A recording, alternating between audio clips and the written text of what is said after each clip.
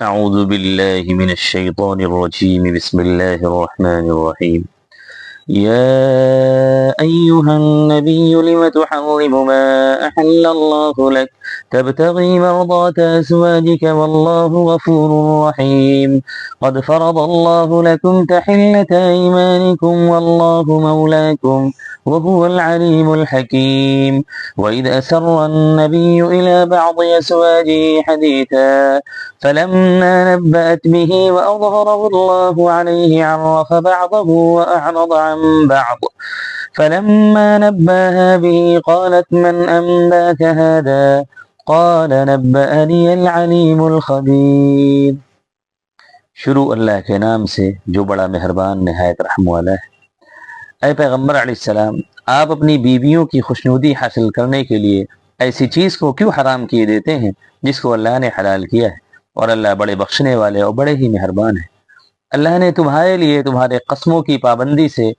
نکلنے کا طریقہ مقرر کر دیا ہے، اور اللہ ہی تمہارے کارساز ہیں، اور وہ خوب جاننے والے اور بڑی حکمت والے ہیں۔ اور جب پیغمبر نے اپنی کسی بیوی سے ایک بات چپکے سے فرمائی، پھر جب ان بیوی نے اس کو ظاہر کر دیا اور اللہ نے پیغمبر کو اس سے مطلع فرما دیا، تو پیغمبر نے اس میں سے کچھ تو بتایا اور کچھ کو ٹال گئے۔ پھر جب پیغمبر نے اس بیوی کو اس بات کے بارے میں بتایا تو دریافت کرنے لگی کہ آپ کو کس نے اس کی خبر دی؟ پیغمبر نے فرمایا، مجھے اس ذات نے خبر دی جو سب سے زیادہ جاننے والا اور سب سے بڑھ کر باخبر ہے۔ إن تتوبا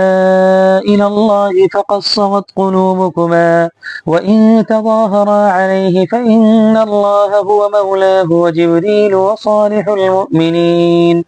والملائكة بعد ذلك ظهير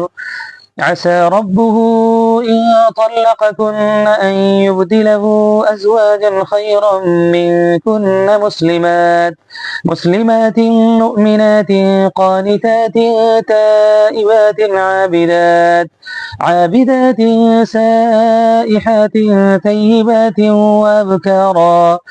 يا أيها الذين آمنوا قوا أنفسكم وأهليكم نارا وقودها الناس والحجارة عليها ملائكة غلاظ شداد لا يعصون الله ما أمرهم ويفعلون ما يؤمرون يا أيها الذين كفروا لا تعتذروا اليوم إنما تجزون ما كنتم تعملون۔ اگر تم نے اللہ کے سامنے توبہ کر لی کیونکہ تمہارے دل کج ہو گئے ہیں، اور اگر پیغمبر کے مقابلے میں ایک دوسرے کو تعاون کرو گی تو یقیناً اللہ جبریل اور نیک مسلمان پیغمبر کے حامی ہیں، نیز ان کے علاوہ اور فرشتے بھی مددگار ہیں۔ اگر پیغمبر تم لوگوں کو طلاق دے دیں تو ان کے پروردگار جلد ہی ان کو تمہارے بدلے تم سے بہتر عطا فرما دیں گے۔ جو مسلمان صاحب ایمان، فرما بردار، توبہ کرنے والیاں، عبادت گزار، روزہ رکھنے والیاں، کچھ بیوہ اور کچھ کنواریاں ہوں گی۔ اے ایمان والو، اپنے آپ کو اور اپنے گھر والوں کو اس آگ سے بچاؤ جس کا ایندھن انسان اور پتھر ہے،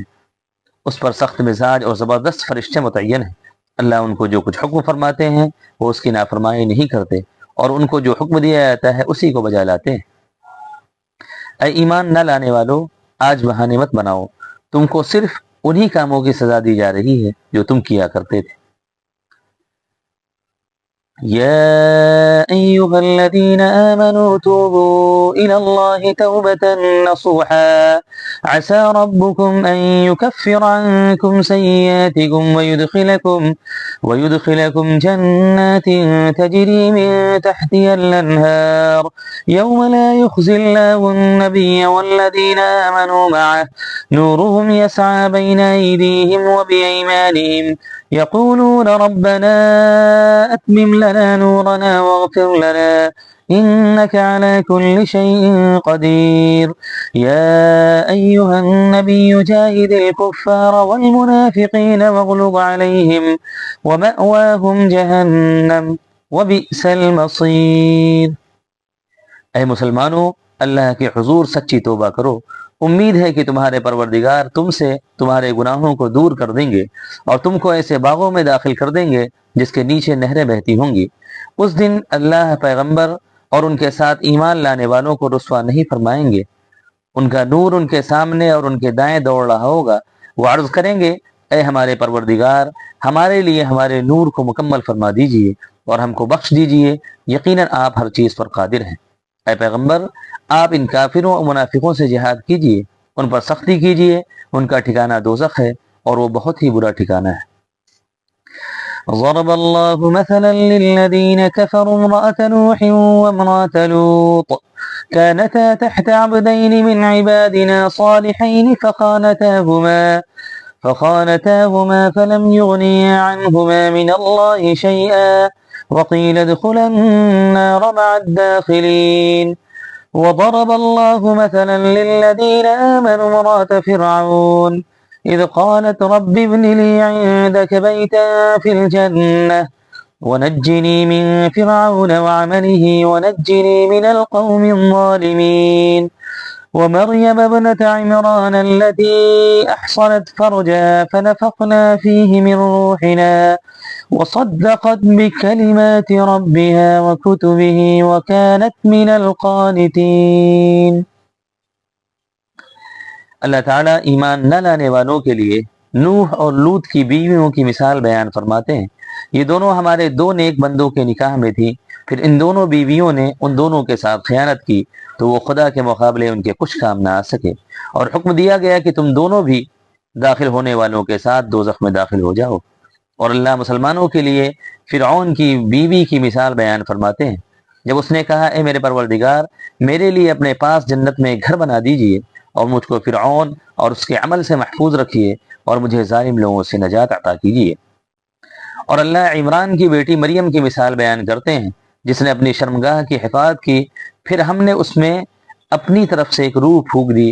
اور وہ اپنے پروردگار کے احکام اور اس کی کتابوں کی تصدیق کرتی رہی اور وہ فرما بردار بندوں میں سے تھی۔